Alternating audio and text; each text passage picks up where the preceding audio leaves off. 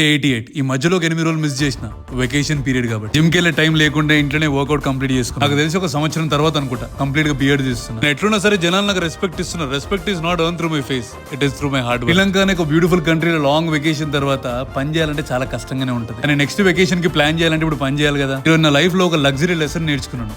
Luxury watches dismantling and fixing. ఒక 20-30 లక్షలు వాచ్లకు పెడుతున్నారంటే అది ఒక ఇన్వెస్ట్మెంట్ అనే విషయం నాకు అర్థమైంది. ఒక వాచ్ కి ఇంత టెక్నాలజీ ఉంటుందా, అరే మనం కూడా ఇట్లాంటి వాచ్ ఒకటి కొనాలి రాబోయే అని అనిపించింది. ఇడికించి మనం రీసెంట్ గా ఫోటో స్టూడియో వరకు ఫర్నిచర్ ఇచ్చినండి. ఇలాంటి మాటలు నిజంగా నేను చెప్పాను, ఎందుకంటే మన గురించి మనమే ప్రమోషన్ డప్పు కొడుకుంటున్నట్టు. ఈ ప్లేస్ లో బీకేపీ వన్స్ ఫర్నిచర్ చూడంగానే అబ్బా మస్తు సుందరబాయ్ అని అనిపించింది. ఇక స్టూడియోకి వచ్చినాం కదా, మన కెమెరాలు ఎందుకు వాళ్ళ కెమెరాలతో రికార్డింగ్ చేయించినండే. ఆరిఫ్ ఫోటోగ్రఫీ ఖచ్చితంగా ఫుల్ వీడియోని అప్లోడ్ చేస్తా. రీసెంట్లీ టైమ్స్ ఆఫ్ ఇండియా నుండి అవార్డు కూడా వచ్చింది. Arif is really hard worker. Month first వచ్చిందంటే చాలు శాలరీలు రెంట్లు ఇవన్నీ ఖచ్చితంగా అందరూ పడిపోవాల్సిందే. కంపెనీది ఒకటే పాలసీ, ఫస్ట్ కి సాలరీస్ పడిపోవాల్సిందే, బడీస్ ముఖంలో సంతోషం చూడాల్సిందే. ఇంతమందికి పేరోల్ రన్ చేయగలుగుతున్న ఒక ప్రౌడ్ ఫీలింగ్ తోని ఈ రోజు ఎండ్ అయింది.